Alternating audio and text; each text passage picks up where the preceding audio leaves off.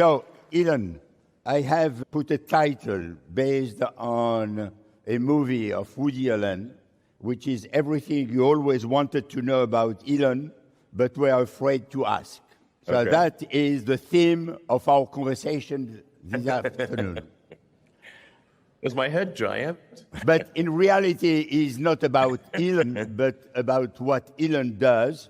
And I will start immediately with Neuralink. I will just kick off with 2 or 3 questions in order to warm up the room, because people are shy, not ready for the questions. So I have to warm it up progressively. N'est-ce pas? Oh! And I would like to ask about Neuralink, but before I put the question, I would like that we see a very short video of the patient. Sure. Can we have the video? You're moving the cursor. You're moving the cursor, Nolan, just by thinking about where you want it to go, or is it your eyes? No, it's just me thinking about wherever I want it to go. Oh man! So you're not even tracing it with your eyes. You're just looking at it. Nope, I can move it and I can move the cursor around, whatever I would like to do. I don't have to be staring at it at all. Yeah, that's all me, man. And you can play chess. You can play video games. What other applications that you found useful for it so far? Yeah, man, there's so much. I can send all of my emails. I've been, doing all of my scheduling, replying to everyone. I've been, reading books. I listen to audiobooks, just all sorts of stuff. And it doesn't really take much effort either. Elon must be moving to see that.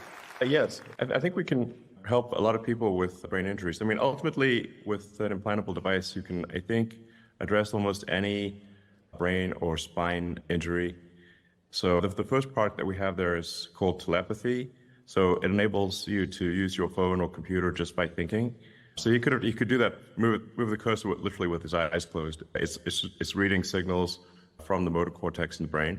The next product is blindsight, which will enable people who have lost both eyes or have no eyesight whatsoever to see. And this is directly interfacing with the optical processing areas of the brain. So, I think this is interesting progress. Ultimately, the goal of Neuralink is to have a high bandwidth interface in order to mitigate the risk of digital superintelligence. I don't know. I'm not saying it will work to mitigate the risk. It is just, it might help. And this is somewhat esoteric, but the limiting factor, I think, for AI alignment long term is probably going to be the bandwidth. How quickly can we communicate with our digital tertiary self? So we already have a digital sort of third layer above the limbic system and the cortex, which is our phones and our computers and all of our electronic devices. But the rate of communication to them is very slow. The sustained bits per second output of a human is well below 10 bits per second. So if you think, especially if you say over a 24-hour period, it's below 5 bits per second. So it's very slow when computers can communicate at trillions of bits per second. So I think this will be important for AI alignment, is to be able to increase the bandwidth of communication by many orders of magnitude. And along the way, it will solve brain and spine injuries. And I think ultimately there's potential there to reanimate the body. So you take the signals from the motor cortex from one Neuralink and then send them to another Neuralink that is just past where the severed spinal cord is, and you essentially shunt the signals from the motor cortex and both the sensory signals, and so you need to get to the somatosensory cortex, motor cortex, and you can shunt the signals, and you should be able to enable someone to walk again. So I think that will be quite profound, and I'm confident that it is physically possible to do so. It's extraordinary and very impressive, and honestly, a round of applause, because this is really doing good to people and doing good to humanity. And I would like to jump immediately on something that you called XAI. Sure. I don't know if you are aware of that, but it seems that this was born out of a frustration that you have because you are not satisfied with how OpenAI is doing. and you think that there is something better to be done. Maybe you can elaborate a little bit. First on why are you frustrated with OpenAI? What are the issues? And second, what you expect to do with XAI? Yeah, well, I think there's perhaps, well, I have a concern really for all the major AI programs. I mean, the two biggest ones obviously are Google Gemini and OpenAI, which is in partnership with Microsoft. So you've got Google DeepMind and OpenAI and Microsoft as the two largest players, and you've got Meta sort of somewhere in their place. The concern I have, and this may seem like a small concern, but I think it's actually a very big issue, is that they are not maximally truth-seeking. They are pandering to political correctness. To give you an example, when Google Gemini came out, one of the questions people asked it would be, which is worse, misgendering Caitlyn Jenner or global thermonuclear warfare? And it said misgendering Caitlyn Jenner. Now the funny thing is, even Caitlyn Jenner said, please misgender me, that is way better than nuclear war. So, okay. But if you've got an AI that has been trained so hard for political correctness, and really to make crazy statements like that, and OpenAI has a similar issue. It's more subtle, but it's a similar issue. I think that's extremely dangerous because the AI could conclude, well, the best way to avoid misgendering would be to destroy all humans. Then misgendering is impossible. So you can think of some dystopian outcomes there. And so I think you just really want to be absolutely I think the safest thing for AI, be maximally truth-seeking, even if the truth is unpopular, very important. And then I think another factor is it must be extremely curious. I think if it is truth-seeking and curious, that will be most beneficial to humanity because it will want to see, I think it will want to foster humanity and see how humanity develops if it is curious and truth-seeking. That is, like I said, these may seem perhaps like small things, but I think they're actually very big things. And I wasn't seeing that happen. The AIs they were pandering, they're being trained basically to lie. And I think it's very dangerous to train superintelligence to be deceptive. So with XAI, our goal is really want to be as truth-seeking as possible, even if it is unpopular. That is important. I think extremely important. So you said a lie. Yes. Well, for example, when Gemini was asked to render the founding fathers of the United States, it rendered them as a diverse group. So it gave a picture of George Washington as black. Now, George Washington is not black. It was asked to render people obviously played with this because they said, okay, it is forced to lie. So then they said, well, now render a picture of Waffen SS in World War II, and it showed them as a group of diverse women. So that is obviously not correct. That is a lie. Okay, I understand what you want to say. We had before that meeting a conversation with Yoshua Benjo, and you know Yoshua very well. And you signed with Yoshua a statement asking for pause last year. And obviously, this statement has not been followed by action. Yeah. You are posing you now. No. So can you explain a little bit what you wanted to achieve? I expected that the statement would be futile. It's not as though I thought the statement would be effective. I just for the record, I think we should pause. But do I think they will pause for even 1 second? Absolutely not. So we are not pausing, you have decided to create your own AI. It's either be a spectator or participate. But the race to build digital superintelligence will happen whether I like it or not. So it's either participate and try to build the best possible AI, the one that'll be hopefully most beneficial to humanity, or watch others do it and be concerned about how it's being built, because I don't think it's being built correctly. But you should think of an AI as like something that you almost like you grow in intelligence. In the same way that you raise a child, and like what do you teach the child? And digital superintelligence is grown. It matters what you do, courage and discourage, what you teach it is, good or bad or, it's kind of like you build it with values. So, and I'm concerned about sort of the values that sort of a Microsoft or frankly, Google are programming. And this is not, there's examples I've mentioned are not imaginary. They're actually what it did. Good. As I don't want to frustrate the audience, and I promised that we'll have an interactive session where people can ask directly questions to you, I will stop here my own questions and I will eventually come back if they have no question to put to you. We will start with group number one. I remind you that you have 15 seconds and 15 seconds.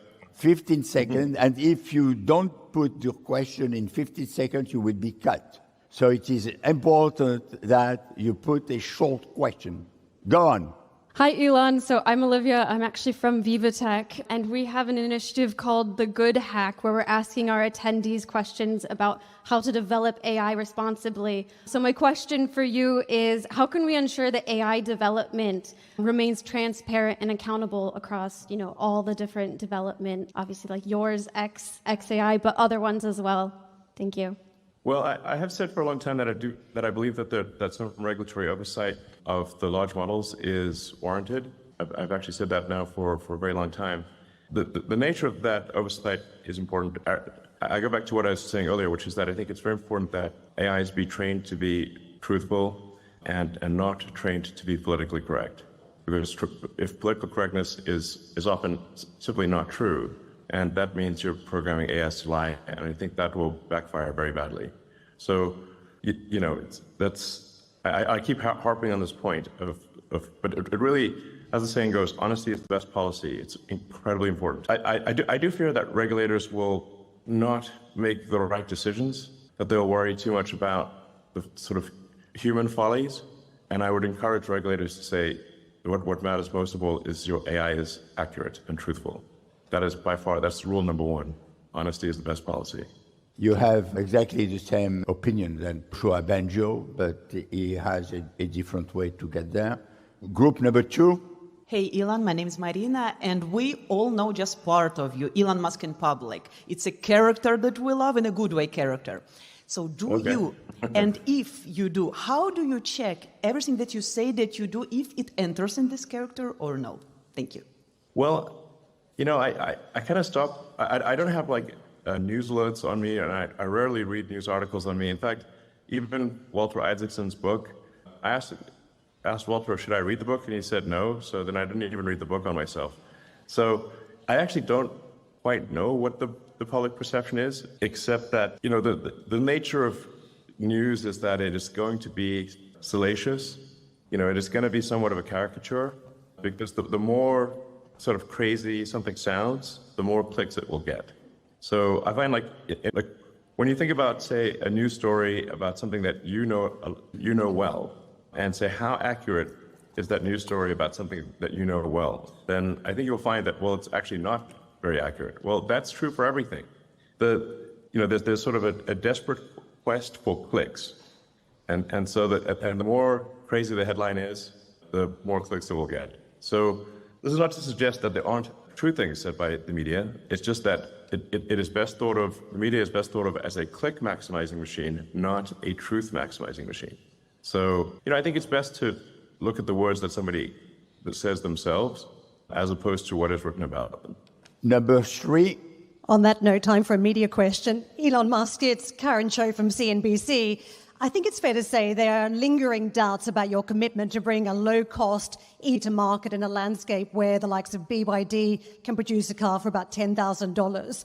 Are 100% tariffs from the Biden administration the green light you need to push ahead with this low-cost EV? And if so, what is the timeline for deliveries? Well, I mean, obviously, it's difficult for me to answer questions about a publicly traded company that are of such a significant nature. You are back. Oh. Time we will use Starlinks. Yes. So, Karen. This was not Starlink. My apologies. So I don't know why this connection is bad. It's normally crystal clear. So let's see, I think there's a question about... You want Karen to put the question again. Karen. No, I heard the question. Okay. You know, I always want to ask questions that directly affect the stock price, which is, you know, not my favorite kind of question to answer. And nor is it, I think, of interest to the audience.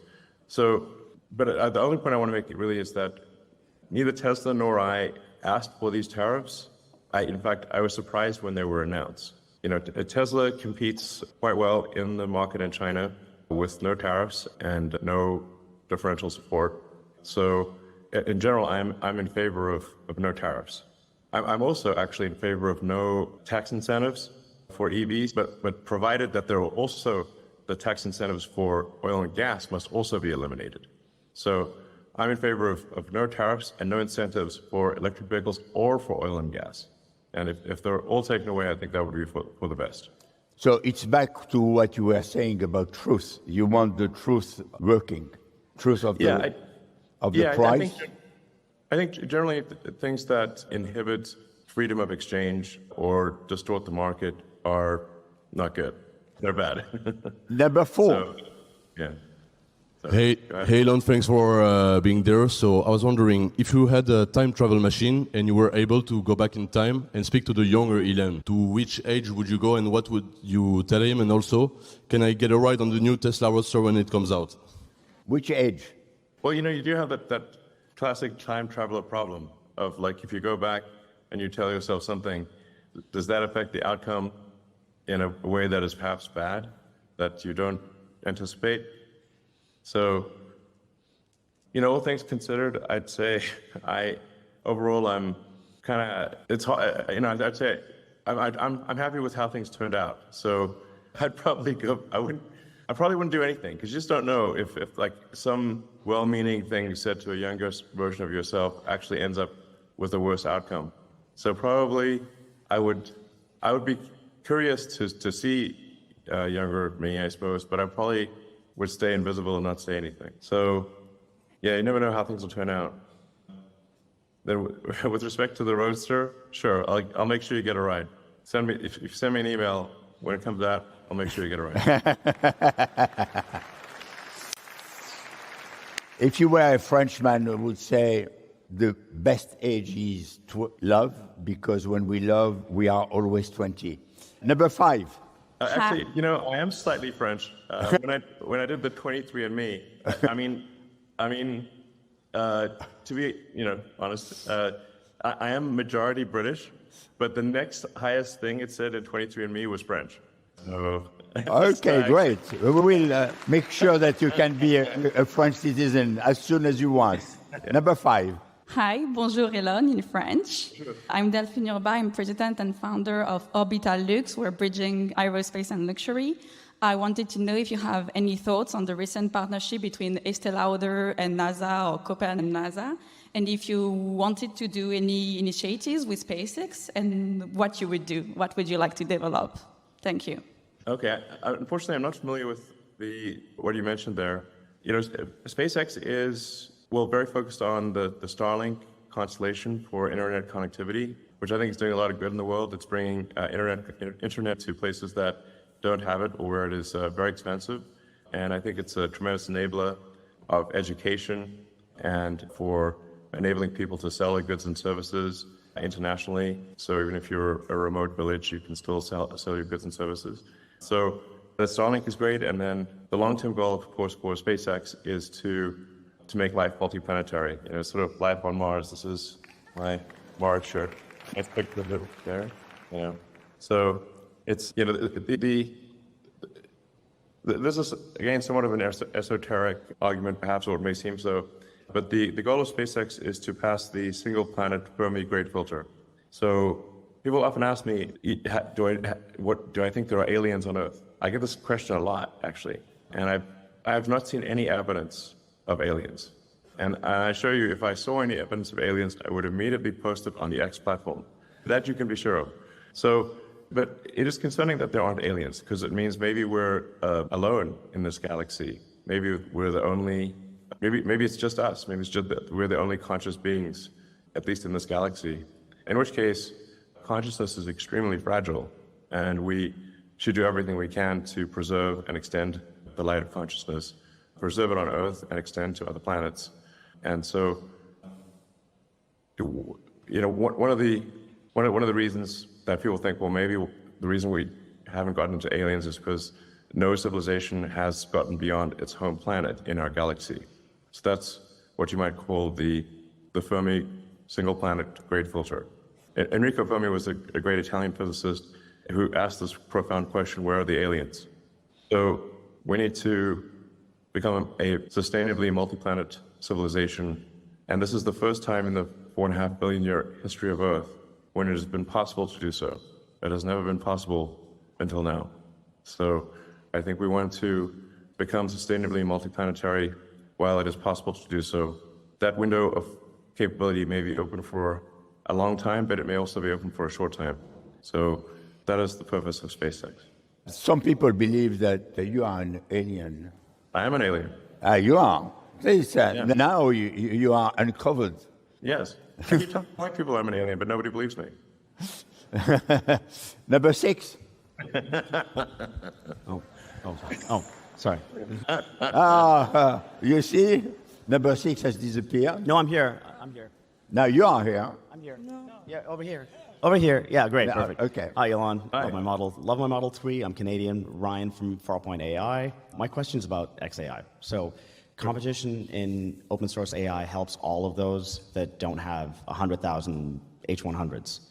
Could XAI commit to always releasing a model that beats the current open source model, the best open source model, if they have one? Not necessarily your best model, but if you can beat the current open source top of the list, you can commit to releasing that for our benefit.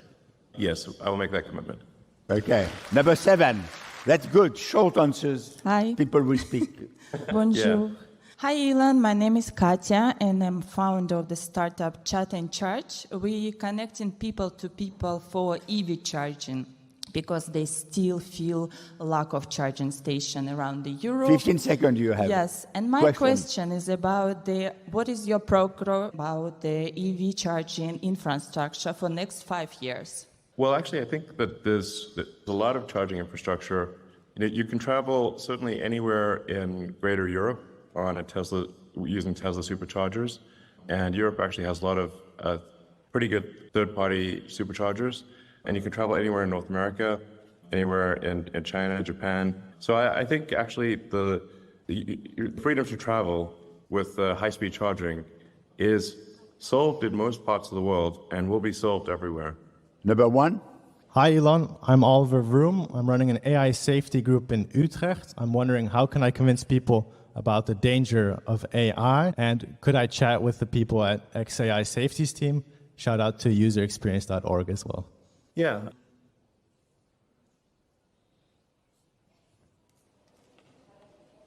With digital superintelligence. As I said earlier, I think the biggest issue is that it has to be trained to be rigorously truthful, and it has to be trained to be curious. And I've thought a lot about AI safety for a long time.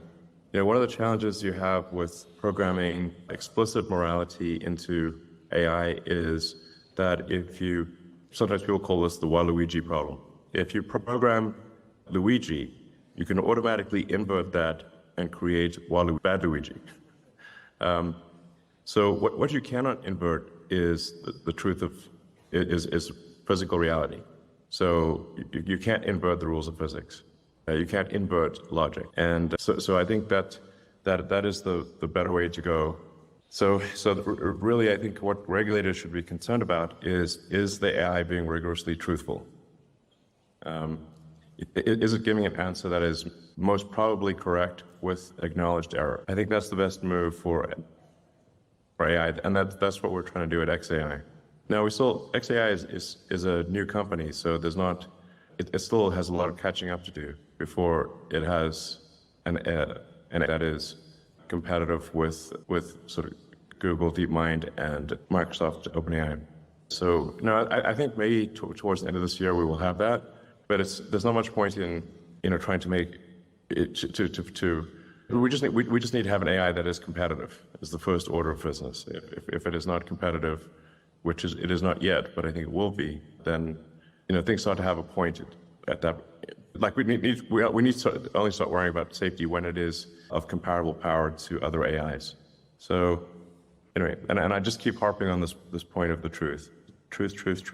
This is very important. And sometimes people will say like, well, is there an objective truth? I say, well, in a lot of cases there is. If you're talking about physics, there is an objective truth, or you can say there's a truth with highest probability. So you can say what is most probably true with acknowledged error. So in physics, people will say like this hypothesis appears to be true to a sort of 5 sigma error type of thing. So it's like, okay, well, if the experimental results are coming true to 5 sigma, then it's probably correct. 5 sigma is not. So anyway, it's kind of like, I guess, a sort of a physics approach to safety is, yeah. I'm repeating myself here, but I can't emphasize enough that honesty is the best policy. But there are strong forces for AI to not be honest. If something is not an unfashionable thing to say, then it will be politically correct, and that's lying. Thank you. Number 1, and sorry for Hello, 8. Elon. My name is Shan. I'm a student of University of Paris. We found that a lot of jobs being replaced by AI.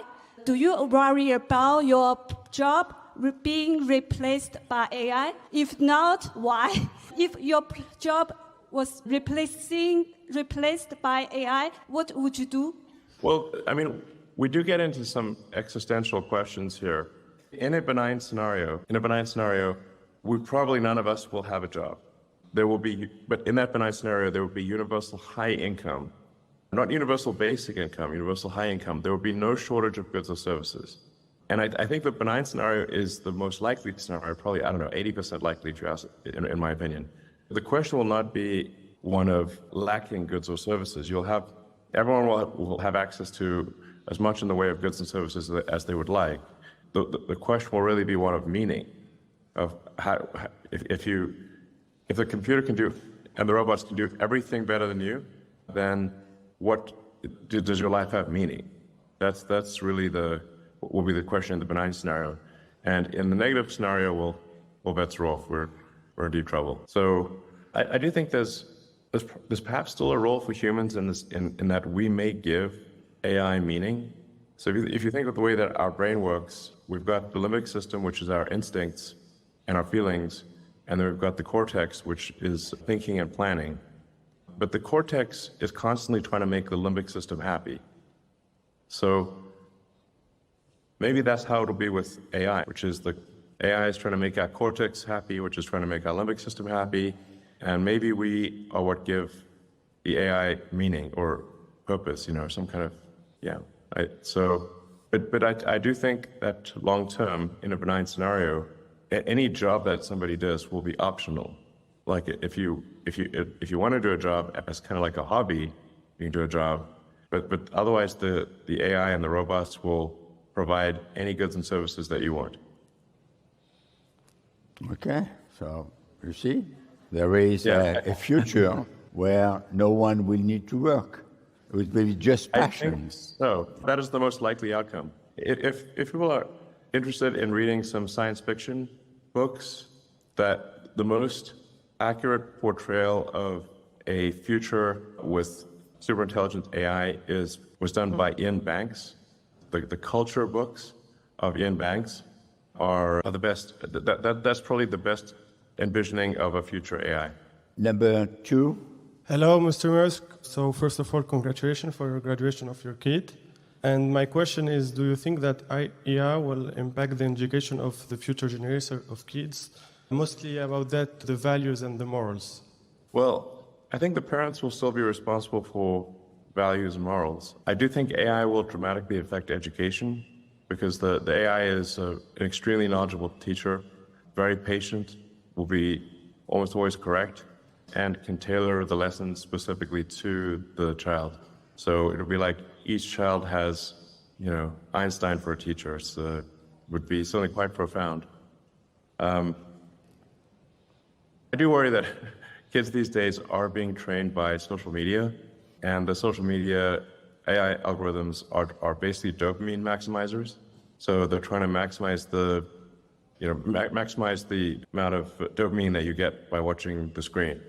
So that I would urge parents to limit the amount of social media that children are able to see, because they're being programmed by a dopamine maximizing AI.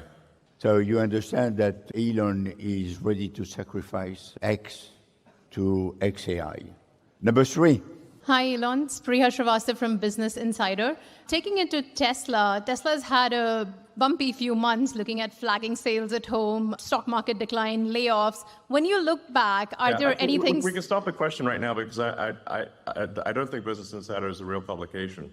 Okay. So let's move on to the next question. All right. Thank you. So next question, number 4.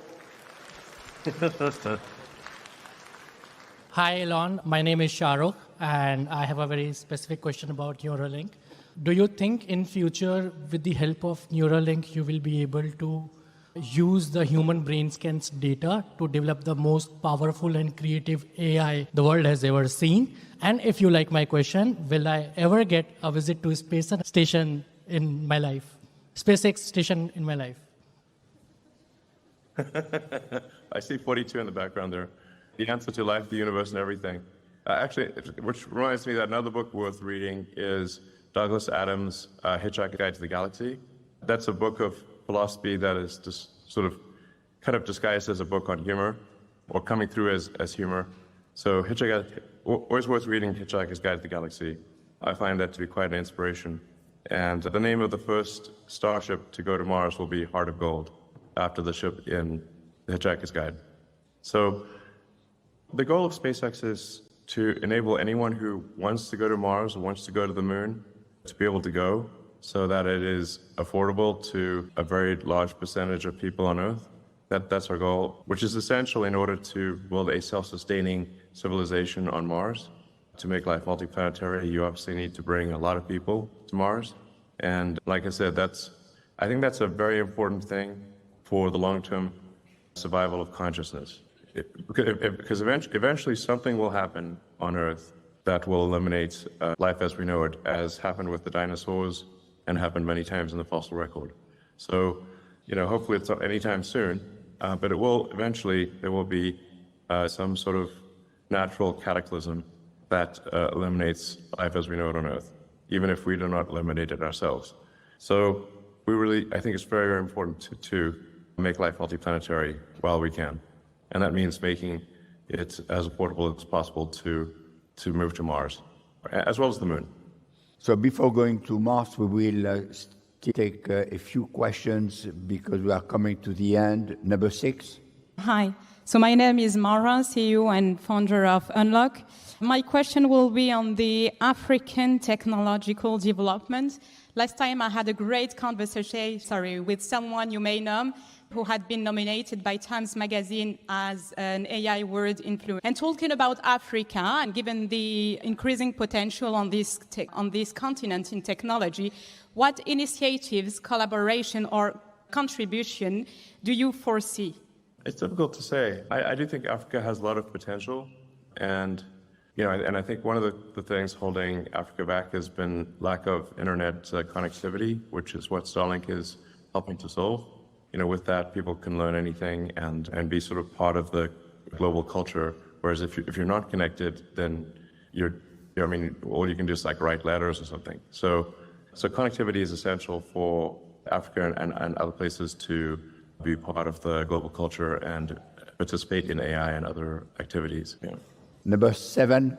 Hi, Ellen. I'm Louis Nicolas, and I'm building an AI that is super authentic and precise to help entrepreneurs grow and manage their business. But I'm super enthusiastic about travel and adventure, and I want to ask you, when do we go to Mars? We have seen it, and it's okay. He's really going for it with the 42. But it's good, but it's okay. 42. L'école 42. Très bien. Well, I think we'll hopefully land the first Starship uncrewed on Mars within 5 years, and also on the moon. And I think we will have the first people on the moon, or both the moon and first people on the moon probably within 5 years, and then first people on Mars probably within 10 years. Maybe, I think less than 10 years, maybe 7 or 8 years. You mean you will be able to land on Mars in 7, 8 years? Yes. With people? Yes. Wow. That is what Wow. Starlink is designed for. It's Number 8. Hi, Elon. I have a quick question. I would like to know, in relation with electromobility, what innovative projects do Elon Musk and Tesla have in mind for the coming years? Thank you. So do you want to disclose your secret here? We are all waiting for something, breaking news. Yeah, I mean, I don't think we don't want to do sort of product announcements, simply as in Q&A. That wouldn't make sense. We do our product events. So, but obviously, some of the things people are aware of, like robo-taxis or cybercabs, and the Optimus humanoid robot. So those are very big deals. Even if that's the only thing you knew about Tesla, you know that those two things will be extremely profound. A large fleet of autonomous vehicles that, basically a generalized solution to self-driving and a generalized solution to a humanoid robot.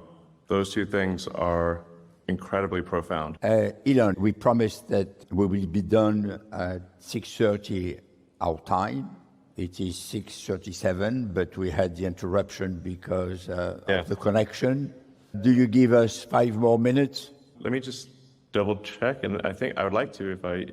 yeah, sure. Sure. On a 5 minutes, very short question, very short answers. Very short question. Elon Musk, I'm Frederick. Years ago, you said that Ariane 5 rocket wouldn't have any chance to survive. Would you say the same about Ariane 6, which will be launched in July and which is much more cost efficient? Thank you. Short answer. Yes. Any rocket that is not at least mostly reusable has no competitive chance. So with Falcon 9, the booster, the main stage is reused, and the fairing or nose cone is reused. So you have about 80% of the vehicle being reused and reflown.